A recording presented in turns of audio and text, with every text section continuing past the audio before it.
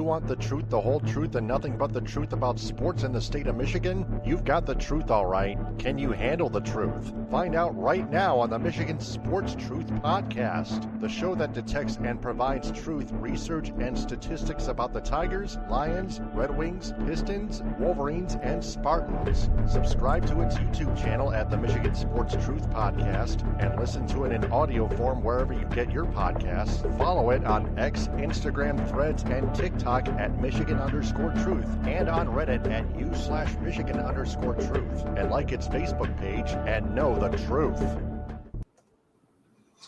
And welcome to another episode of the Michigan Sports Truth Podcast.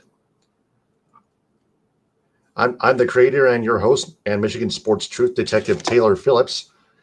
In this and every episode, you will hear nothing but the entire truth. No tomfoolery, no coddling, no entertainment, no bull, no junk, no nothing. The truth consists of research, statistics, and fair and accurate criticism about the Tigers, Lions, Red Wings, Pistons, Wolverines, and Spartans. The question is, can you handle the truth? Our disclaimer tells you if you can't handle any news, stats, research, or criticism regarding any of our teams, then stay completely away from the show and its comment section at all times. If you're too arrogant to learn anything and especially decide to be a homer, a stupid party favor clown, and a tool, you're absolutely irrelevant to this podcast. So let's get to it. The Red Wings. We're going to talk about Red Wings, Lions, and Pistons. First, the Red Wings. As the wing wheel turns, the Red Wings beat the Edmonton Oilers 4-2 to win 5 straight games and improved to 5-1-0. Isn't that incredible? Todd McLellan really gave them an energy boost, as we all are already aware.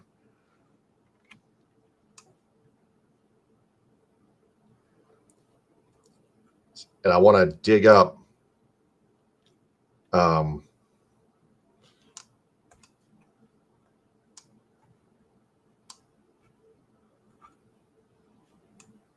the Red Wings.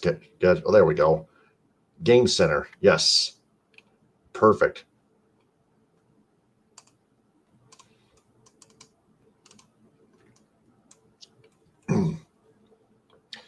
All right. So the Red Wings.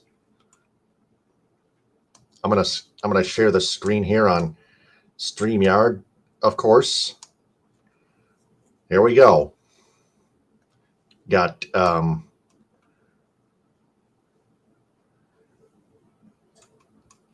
let's see. Lucas Raymond, 2 assists. He returned from his slight little injury. Of course, Patrick Kane did not play. Well, I will get to him in a minute. But Emmett Finney, 2 goals and 1 assist. That's 3 points. Wow. Dylan Larkin, 2 goals, 2 assists, 4 points. He now has 5 goals and 6 assists. That's 11 points already. Yeah, and that's just how great Dylan Larkin is.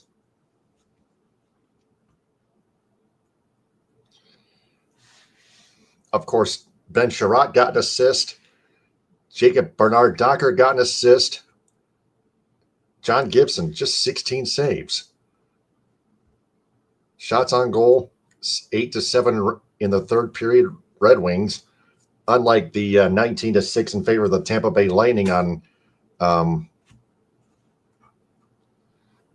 game before. I think that was Friday, I think. Yeah. But really,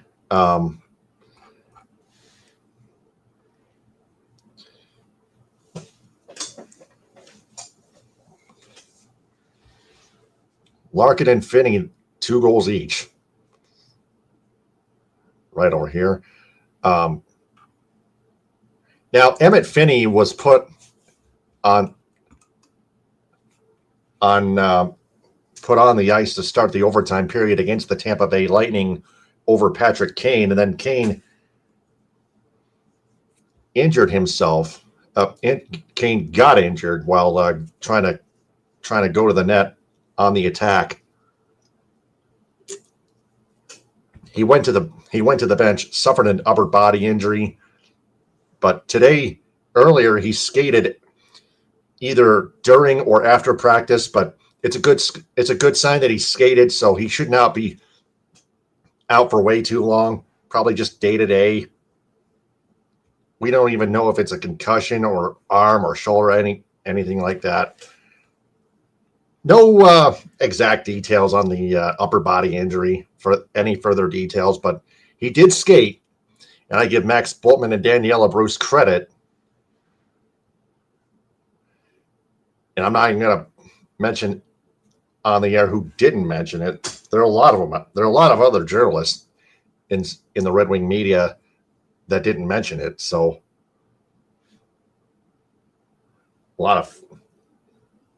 definitely a lot of vloggers as well.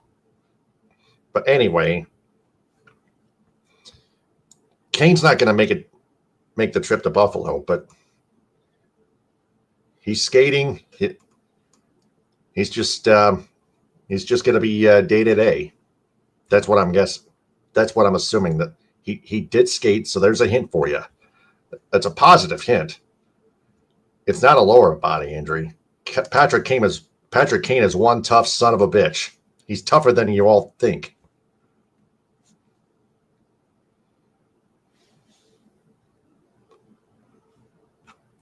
So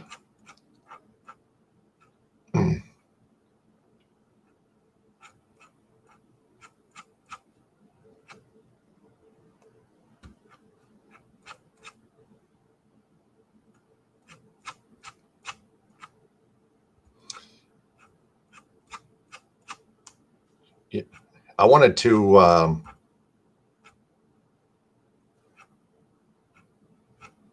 show you guys some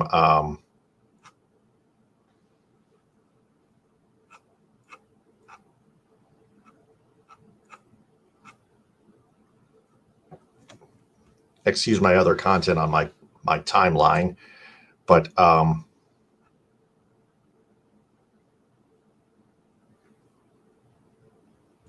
there we go. Emmett Finney's PDO is 1.17. That was after Sunday. Dylan Larkin and Emmett Finney throughout the first 6 games, 8:42. That was posted 8:42 p.m. on Sunday, October 19th. My dad's birthday, by the way. Happy belated birthday to him. Corsi 4. Dylan Larkin 44.52. Emmett Finney 43.33. These are all valuable stats. Goals for percentage 87.50 for Dylan Larkin, 77.78 for Emmett Finney. You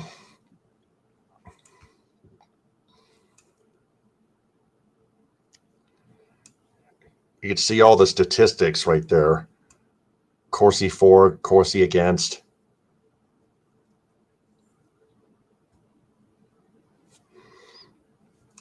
Shots for, shots against. Fenwick for, Fenwick against.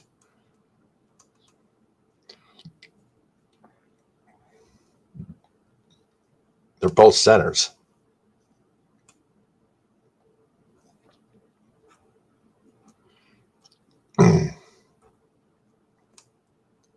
Also a factor, Wings are one of 4 teams to have only played 1 road game thus far.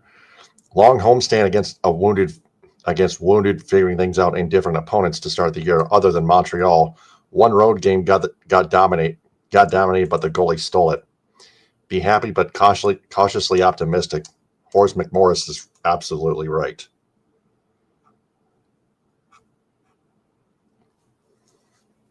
And Travis Hamonic has the same on-ice analytics right now as Emmett Finney. And there's some more stats right there.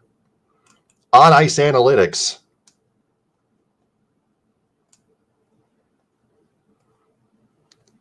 This season at 5-on-5 for 2 Red Wings, Travis Hamonic, 42.8% Corsi, 42.29% extra goals for. 40% Fenwick, 41.67% shots on goal. Emmett Finney, 43.33% Corsi.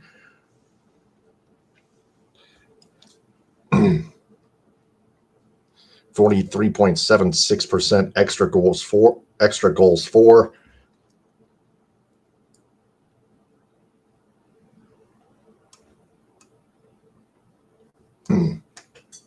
Yeah, I'll ignore Ari's reply. He was just asking a question, I think. 42.86% Fenwick, 42.68% shots on goal.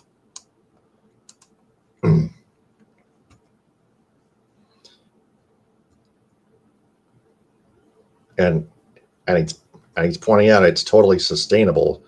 His team will always shoot 20%. With him on the ice at 5-on-5, he'll always get 92% of his shot attempts on goal.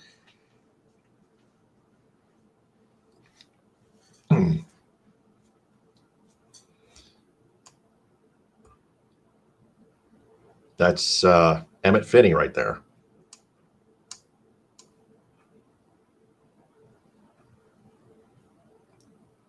And Horace McMorris was pointing out that Emmett Finney was made in a PDO lab. Yeah, he got his first 2 NHL goals, of course.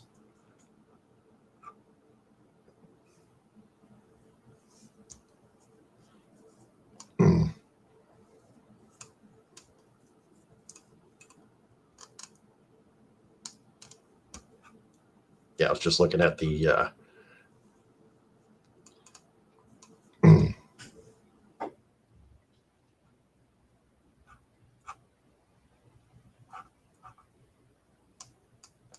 yeah, I'm going to delete this, Stephen Bullock, just to make it easier for you.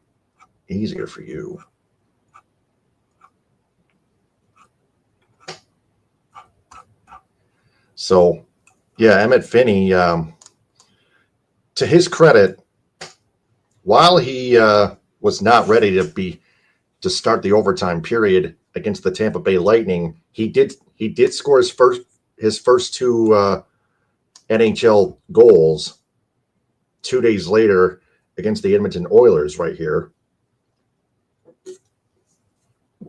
And his analytics were much better against the Edmonton Oilers than they were against the Tampa Bay Lightning.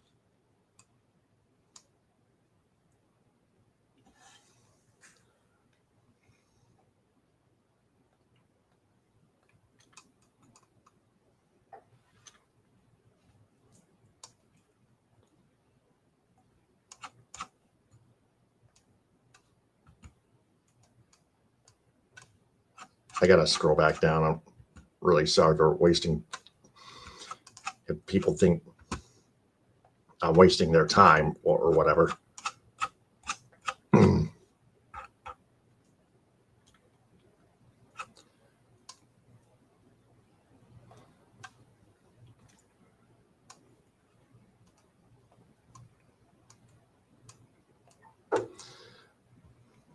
Still scrolling down.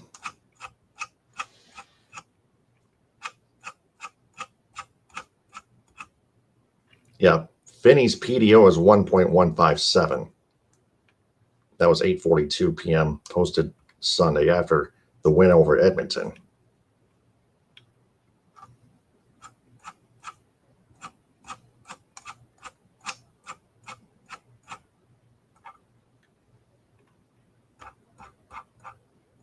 Yeah, hockey stat cards. There we go.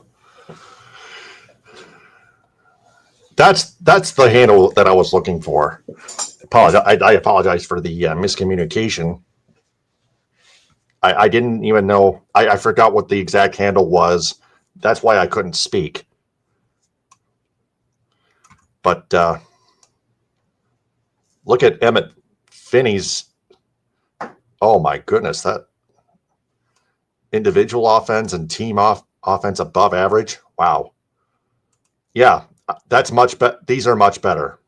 And then through 6 games, when Dylan Larkin is on the ice at 5-on-5, the Red Wings have 7 goals on 38 shots, and Detroit's opponents have 1 goal on 50 shots.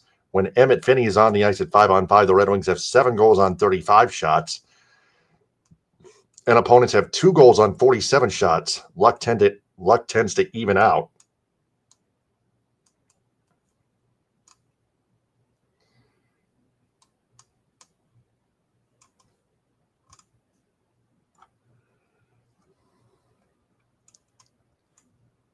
Yeah, I showed you this before.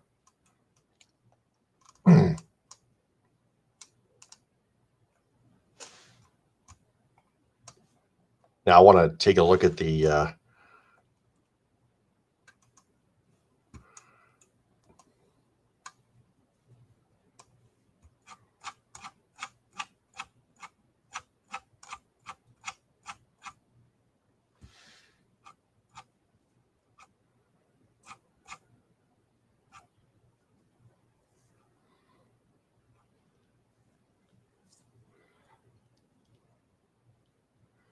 before I do, I just ran into this.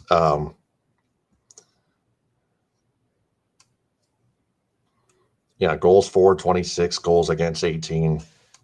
Outscored their opponents 26-18.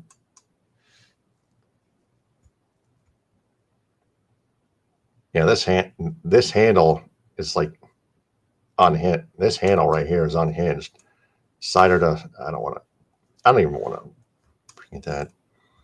I don't even want to read that.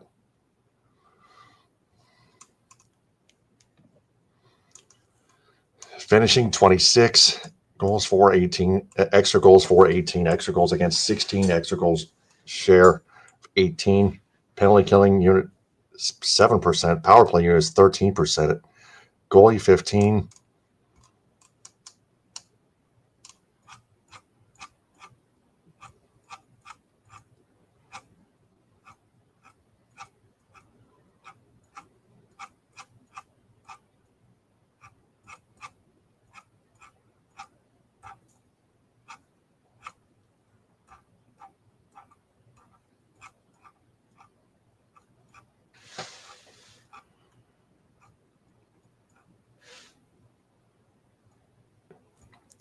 There we go. There's a screenshot. This is from Friday's 2-1 overtime win over the Lightning. There's Emmett Finney right down there. So you can see the difference. Emmett Finney's team defense above average. Yeah, terrible. Like minus 2.1.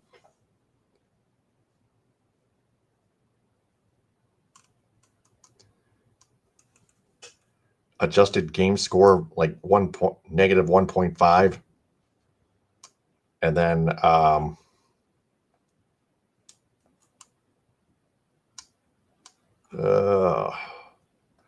yeah, but I did show you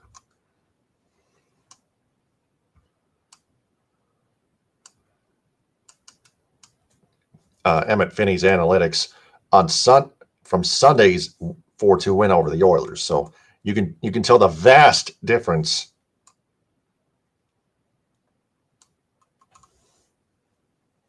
So you can tell that Emmett Finney had to step up for an injured Patrick Kane. Well, slightly injured Patrick Kane. It's an upper body injury, but it's not that bad. He skated. So his upper body injury doesn't affect the rest of his body. So there's that. Red Wings head to Buffalo Wednesday at 7:30 on FanDuel Sports Network, Detroit Extra, and TNT. No blackouts, quite obviously. So, that being said, the Lions beat the Tampa Bay Lightning. The Lions beat the Tampa Bay Buccaneers 24-9 at Ford Field. I want to break down the pros and cons of the victory on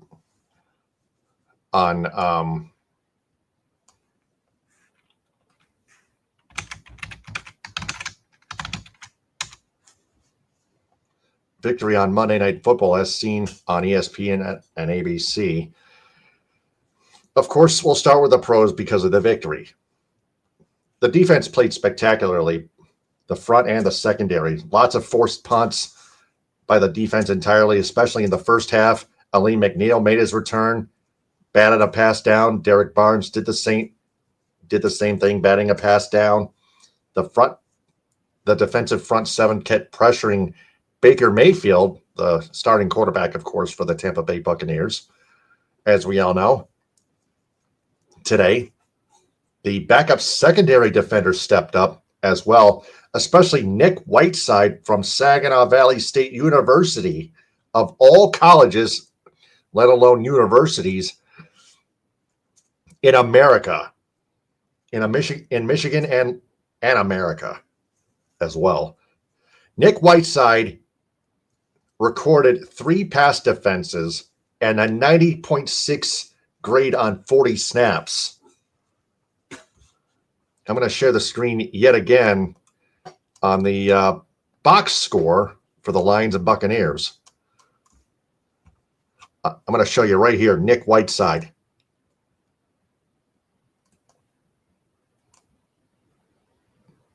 No. There we go.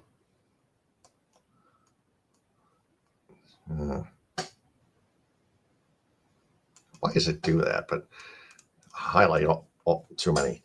But just 2 tackles, but 3 passes defended right there. When it comes down to receiving defense, Nick Whiteside was one of the guys that stepped up. Rock Yassin, 2 pass defenses. Arthur Malay, 1 pass defense, 5 tackles. Jack Campbell, 1 pass defense and a quarterback hit.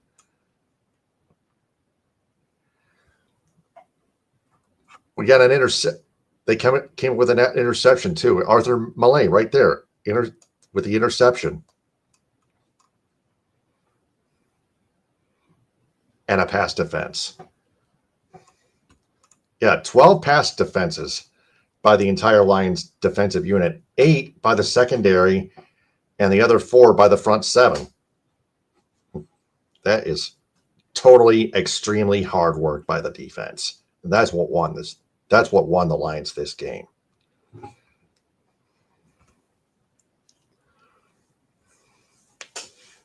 And offensively, although they didn't put up too many points, Jahmyr Gibbs, 218 total yards, 136 rushing. Of course, the other 82 receiving. Jahmyr Gibbs did most of the work, 218 total yards. 2 touchdowns, including a 78-yard marathon scamper on 1st and 10, about midway through the second quarter.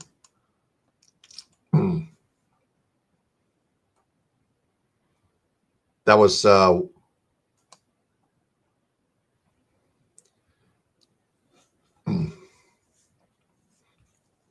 the 5:51 mark of the second quarter. There was good blocking by Penei Sewell on that one screen route, but for Gibbs, who almost took it to the house. He was tripped up at the 5-yard line, and then Gibbs did the rest on his second touchdown, a 5-yard touchdown run. Gibbs being sonic as well. Knuckles, David Montgomery, 13 carries, just 21 yards, but yeah, he contributed a little bit too. But Jahmyr Gibbs, he's a speed demon. Jahmyr Gibbs is a speed demon. He's demon speeding. Jahmyr Gibbs is demon speeding. I love Rob Zombie.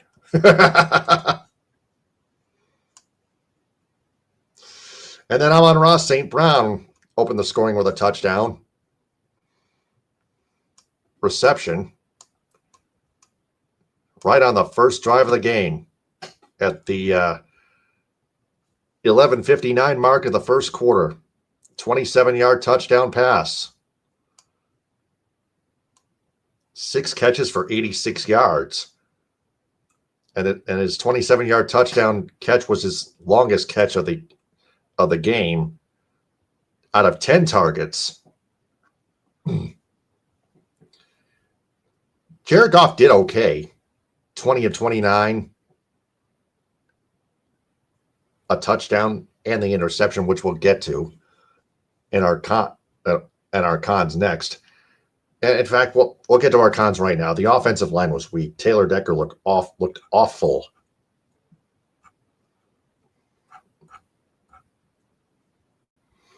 He committed a stupid false start penalty, lazy one at that. There was very little protection for Jared Goff, who got sacked 4 times, 26 yards for total losses of 26 total yards lost on 4 sacks. There was also very little protection for Khalif Raymond, who was the punt returner for tonight, for last Monday night's game. Very little protection by the special teams punt returning unit, and Raymond, as a result, was not even allowed to return any punts at all. Because of that, he was forced to catch a lot of, or quite a few, fair catches. There's Khalif Raymond right there. Yeah, no punt returns right there. 0. And then Goff's lone interception was thrown right to Jamel Dean, as we see him right here. A 13-yard interception returned by Jamel Dean, which resulted in a 53-yard field goal attempt successfully nailed by Chase McLaughlin with a manly mustache to end the first half as time expired in the second quarter. Jameson Williams, 0 catches out of 2 targets. He didn't get much playing time, but at the same time, Jameson Williams pushed off his defender to make a catch, but he was called easily for offensive pass interference. And Sheep fans keep arguing about it because they just pick their side. They definitely pick their side. They evidently pick their damn side.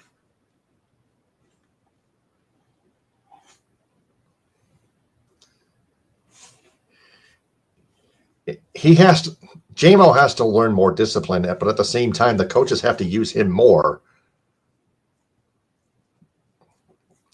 to add more production to Amon-Ra St. Brown, Sam Laporta, Brock Wright,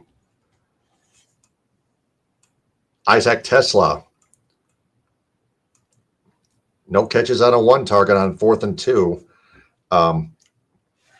Sure, that was contact. That might have been pass interference right there, but at the same time, you only needed 2 yards. I have no problem going. I would have had no problem going for it as well. You just need 2 yards. Otherwise, I would have just opted for a chip shot field goal by Jake Bates and taken the points. One of the two. You got to find smarter ways to not come up empty to actually put at least a few points on the board, at least 3, maybe 7.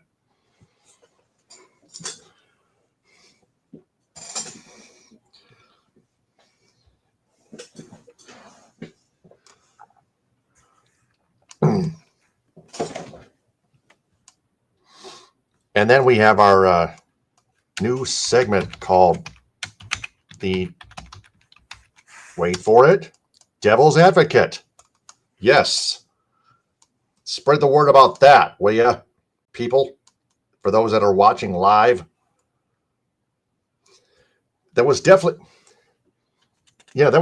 no face mask on JMO's OPI because nobody touched any face masks, evidently.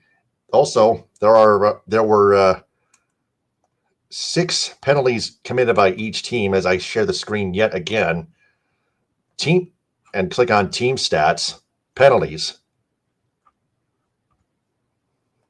6 penalties on Tampa Bay for 35 yards, 6 penalties on Detroit for 50 yards. Still 6 penalties each. 2 turnovers each, of course. 1 fumble lost each. 1 interception thrown each. It's all so freaking even. And the referees gave the Lions the ball back on downs after Buccaneers tight end Mike Otten caught a pass on 4th and short. It took 2 reviews by John Hussey and company of that same play to detect that Otten was short of the line to gain.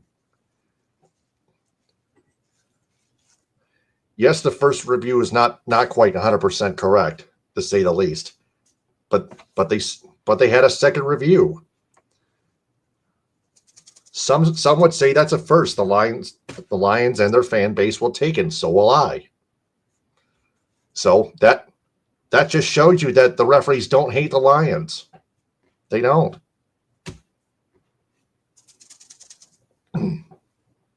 They called it down the middle, and the referees were not that bad on either side of the ball. Come on.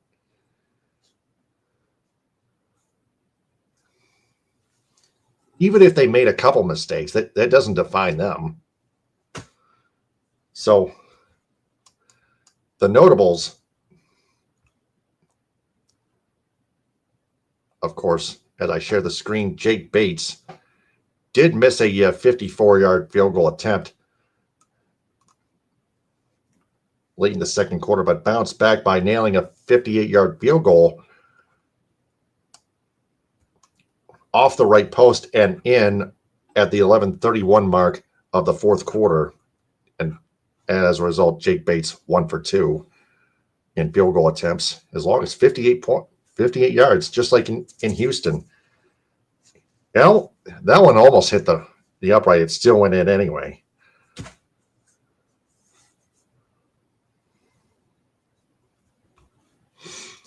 And then Buccaneers wide receiver Mike Evans suffered a broken clavicle / collarbone while attempting but failing to make a catch on a deep pass from quarterback Baker Mayfield with Lions cornerback Rock Ya-Sin in coverage. Rock Ya-Sin evidently tackled Mike Evans from behind while Evans was trying to make the catch out. That could have been, I think that should have been pass interference. Ya-Sin tackled him on that play, and Mayfield looked like he had that pass. Evans looked like he had that pass caught, but couldn't survive the turf anyway. So it might actually not have been pass interference. So I take that first. I take that first statement about it back. But either way, Mike Evans suffered a serious injury. I hope he's okay. You gotta give due respect, because Mike Evans is, no matter what team he plays for, he is a good athlete, let alone wide receiver in the sport of football.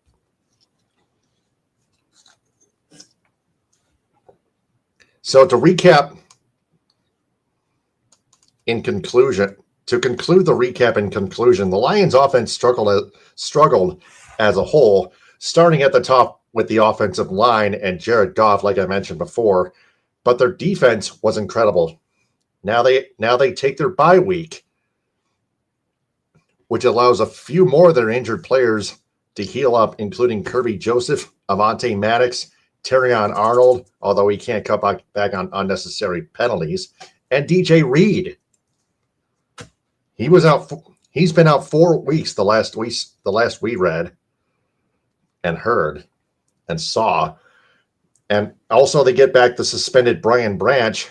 It's a 1-game suspension. The bye week does not count as a suspended game. Brian Branch, who's also a great defender in the secondary, but also needs to learn more mental discipline. So we got 2 Lions players that need to learn more mental discipline: Jameson Williams and Brian Branch. But a win's a win. It's great for the Lions to get back into their winning ways. They earn and deserve that rest. So, with that being said, the Pistons post. The Pistons start their regular season in Chicago against the Bulls Wednesday at 8 on FanDuel Sports Network Detroit. George Blaha and Greg Kelser, the call. George Blaha is another one of my idols. I'm going to share the screen for the schedule.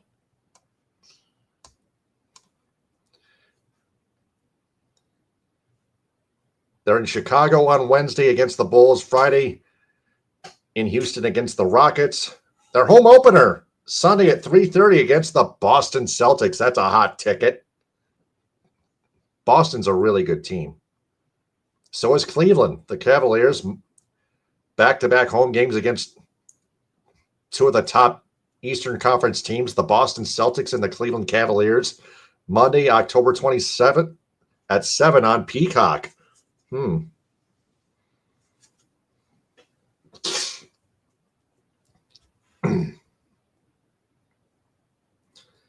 Just Peacock, that's it? Well, okay then. And then got a 3-game homestand.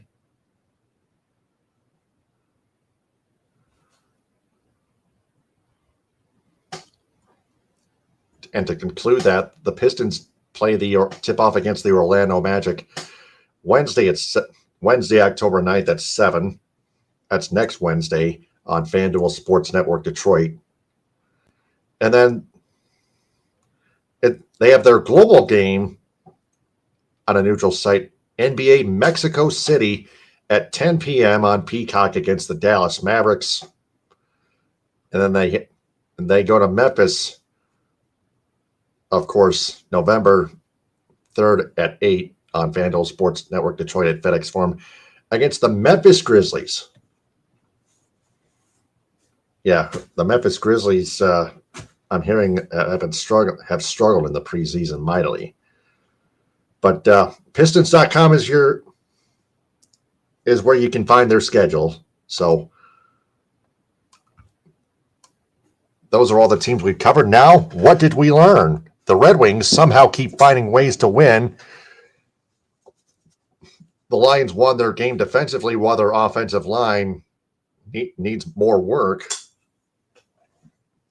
The offensive line needs to get stronger and work harder.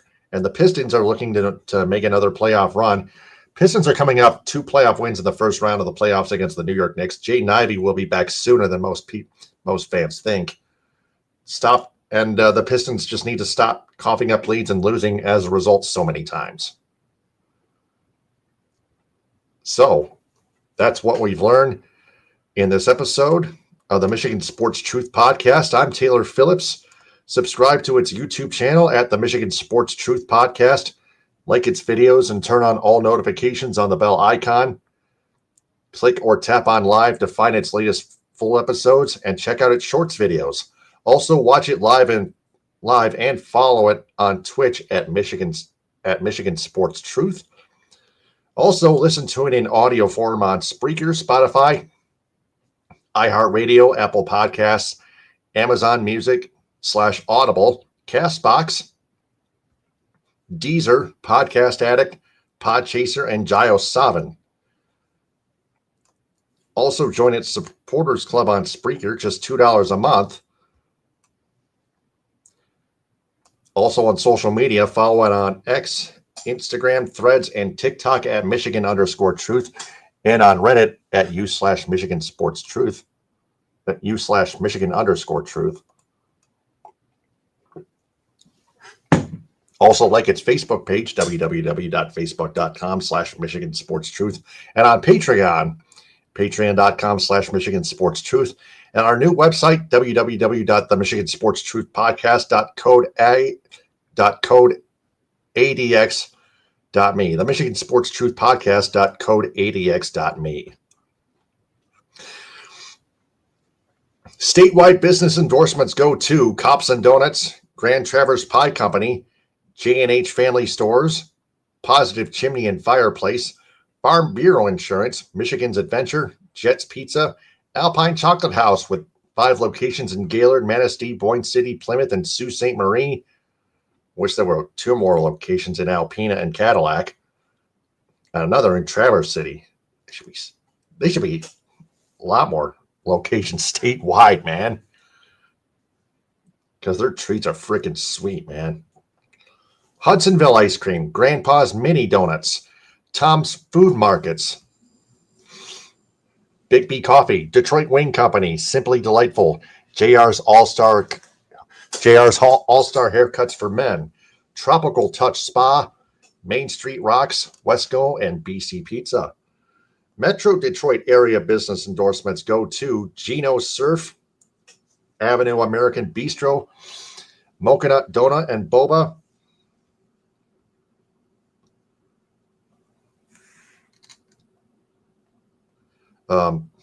Modern 7 Bistro, Northville Sports Den,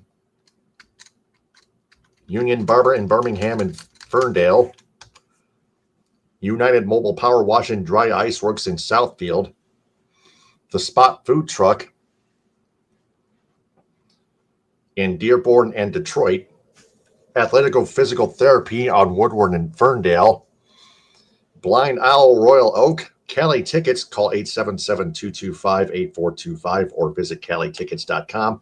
The Jagged Fork, Goodman Acker PC, Northwestern Technological Institute, the Great Greek Mediterranean Grill with multiple locations in the Metro Detroit area, including Ann Arbor and Allen Park, Green Lantern Pizza, Pins Bowling Center in South Lyon, Vitamin Shop in Auburn Hills, Legacy Family Dental Center in Dearborn and Hodges Subaru. Local business endorsements go to the B4 Foundation in Ithaca, Front Porch Suttons Bay, the El Cilantro Taco Shop in Petoskey, Bay Mills Resort and Casino in Brimley, Fuel Up Nutrition in Clare, United Food Service Solutions of Grand Ledge, the Asian Buffet in Cadillac and Traverse City, Trout Town Tavern and Eatery in Kalkaska, Ludington Meat Company, McBain Hardware, Vandry Home Furnishings in Cadillac, Houghton Lake, Big Rapids, and Traverse City, Fletcher's Pub Texas Corners in Kalamazoo, the Michigan Theater of Jackson, Hooters in Saginaw, Anna's House in Grand Rapids, Coffee Beanery in Flushing, and Spicer's Boat City in Houghton Lake. Traverse City business endorsements go to TC Man Cave,